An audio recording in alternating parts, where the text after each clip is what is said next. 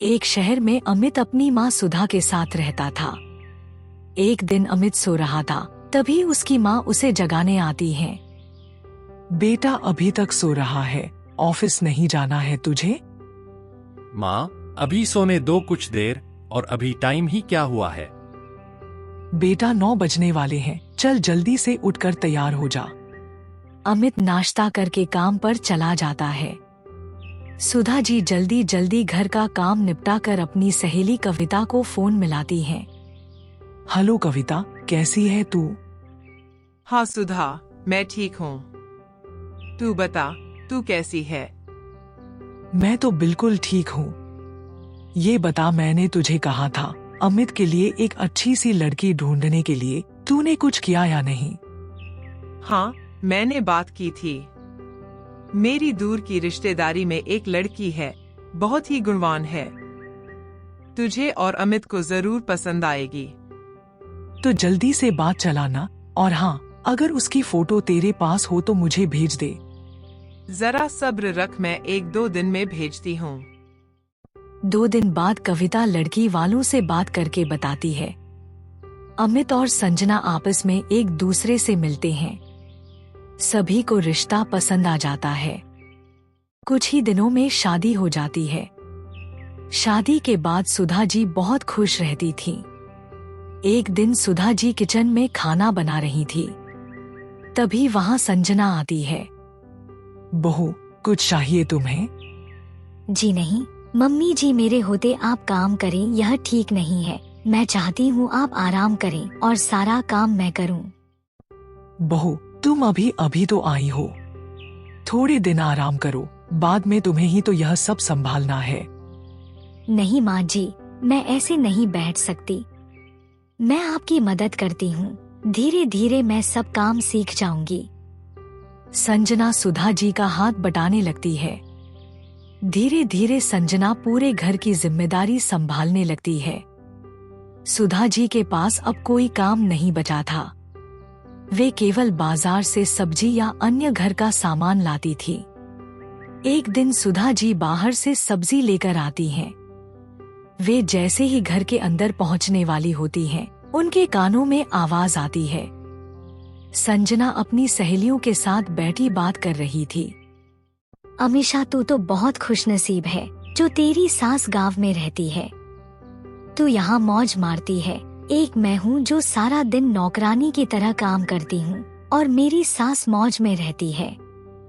यह सब तो तूने ही अपने हाथ में लिया है। अरे वो तो एक चाल थी अमित को वश में करने के लिए। अगर मैं ऐसा नहीं करती तो वो तो हमेशा माँ के पल्लू से बंधे रहते। अब तो मुझे उस दिन का इंतजार है जब अमित पूरी सैलरी मेरे हाथों में देंगे। सुधा जी यह सब सुनकर सन्न रह जाती हैं। जिस बहू को वो इतना सीधा समझ रही थी, वह तो उनसे इतनी नफरत करती है। सुधा जी के आते ही सब सहेलियां चुप हो गईं। सुधा जी को देखते ही संजना बोली, अरे माँ जी, आप आ गईं। मैं अभी अपनी सहेलियों से आप ही की तारीफ कर रही थी। सुधा जी चुपचाप किचन में चली जाती हैं।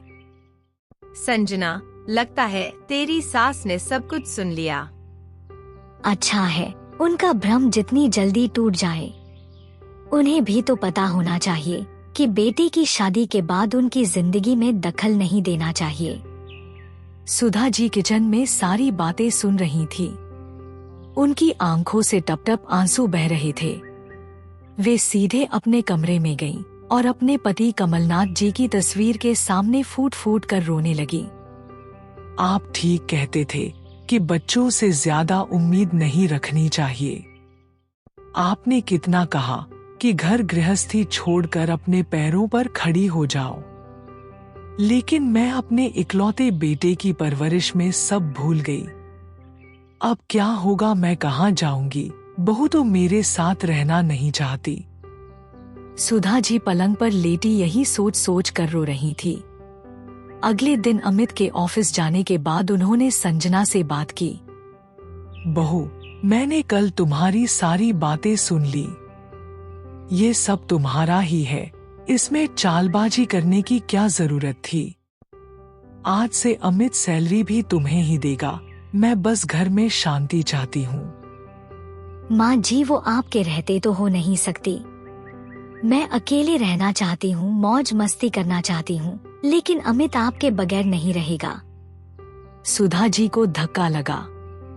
वे अपना सर पकड़कर बैठ गईं। बहू, तुम आखिर चाहती क्या हो? माँ जी, मैं चाहती हूँ कि आप अमित को बिना बताए किसी वृद्धा आश्रम में चली जाएं। अमित को मैं कोई न कोई बहाना बनाकर समझा दूंगी। आप चाहें तो हमारी खुशियाँ हमें दे सकती हैं। लेकिन बेटी, मैंने तो कभी तुझसे लड़ाई तक नहीं की। मैं किसी के साथ एडजस्ट नहीं करना चाहती। आप कल ही चली जाइएगा। जो कुछ आपको ले जाना हो ले जा सकती हैं, लेकिन अगर आपने अमित को इस बारे में कुछ बताया तो अच्छा नहीं होगा। सुधा जी जैसे जड़वत हो गई थी। जिस घर को उन्होंने और उनके पति ने बड़े प्यार से सजाया था, वो एक पल में पराया हो गया। उनकी आंखों से आंसू बह रहे थे। वे चुपचाप अपने कमरे में जाकर बिस्तर पर लेट गईं। आज उनका मन कर रहा था कोई चमत्कार हो जाए और उनके प्राण इसी घर में निकल जाएं। रात को अमित के सो जाने के बाद संजना सुधा जी के कमरे में आती है।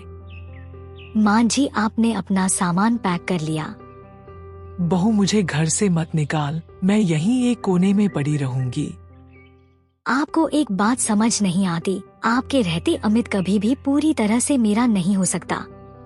अगले दिन अमित के जाने के बाद संजना सुधा जी के लिए कैब बुक कराकर उन्हें वृद्धा आश्रम भेज देती है। शाम को जब अमित आता है, अमित, आज मैंने तुमसे पूछे बगैर माँ जी को तीर्थ यात्रा पर भेज दिया। वो मेरी सहेली है ना, उसके पापा ने टूर बुक किया था। पूरी बस गई है। आज आखिरी दिन था। 2 महीने के लिए वे गई हैं। संजना, तुम मुझे फोन तो कर सकती थी। पता नहीं माँ के पास पैसे भी हैं या नहीं। अमित, मैंने उन्हें पैसे दे दिए हैं और सारा इंतजाम टूर वाले कर रहे हैं। चिंता की कोई बात नहीं है। इसी तरह 2 महीने बीत जाते हैं। एक दिन संजना रोते हुए अमित के पास आती है। अमित, बहुत बुरी खबर है। तीर्थ यात्रा पर जाने वाली बस का एक्सीडेंट हो गया। उसमें कोई नहीं बचा। यह सुनकर अमित रोने लगता है। मुझे टूर वालों का नंबर दो, मैं वहाँ जाकर देखना चाहता हूँ। अमित, मैंने सब पता कर लिया। बस हजारों फुट गहरी खाई में गिर गई। किसी का कुछ पता नहीं लगा। अमित का दिल टूट जाता है। वह कई दिन तक माँ को याद करके रोता रहता है। कुछ दिन बाद संजना उसे समझाती है। अमित, जो होना था हो गया। शायद किस्मत को यही मंजूर था। कुछ दिन में सब सामान्य हो जाता है। एक दिन अमित कहीं जा रहा था, तभी उसे एक मंदिर दिखाई देता है। मंदिर को देखकर उसे माँ की याद आ जाती है। हर छुट्टी के दिन माँ उसे इस मंदिर में भगवान का आशीर्वाद दिलाने लाती थी। यह सोचकर वह मंदिर में चला जाता है। जब वह बाहर निकलता है तो देखता है मंदिर के बाहर पीपल के पेड़ के नीचे कुछ भिखारी बैठे थे। अमित उन्हें पैसे देने लगता है। तभी वह देखता है उसकी माँ बैठी भीख मांग रही थी। माँ, तुम यहाँ कैसे? तुम तो तीर्थ यात्रा पर गई थी। बेटा, संजना ने मुझे घर से निकल जाने के लिए कहा और वृद्धा आश्रम भिजवा दिया। वो अकेले रहना चाहती थी। वृद्धा आश्रम में उन्हीं लोगों को रखते हैं जिनके घर वाले खर्चा देते हैं। संजना ने 1 महीने तो पैसे भिजवाए, उसके बाद पैसे भेजने बंद कर दिए। वृद्धा आश्रम वालों ने मुझे निकाल दिया। तब से यहीं रहती हूँ। कोई कुछ दे जाता है तो खा लेती हूँ। तू कैसा है? अमित की आंखों से टप टप आंसू बह रहे थे। वो माँ को लेकर सीधा घर आ जाता है। सुधा जी को देखते ही संजना घबरा जाती है। संजना, तुमने मेरी माँ को मरा बताकर झूठ बोला। अब तुम इस घर में 1 मिनट नहीं रह सकती। ये तो खुद ही यहाँ नहीं रहना चाहती थी। चुप रहो। कितना झूठ बोलोगी? चलो निकलो यहाँ से। बेटा, बहू तो घर की लक्ष्मी होती है, इसे घर से मत निकाल। मेरा क्या है, मैं कहीं भी चली जाऊंगी।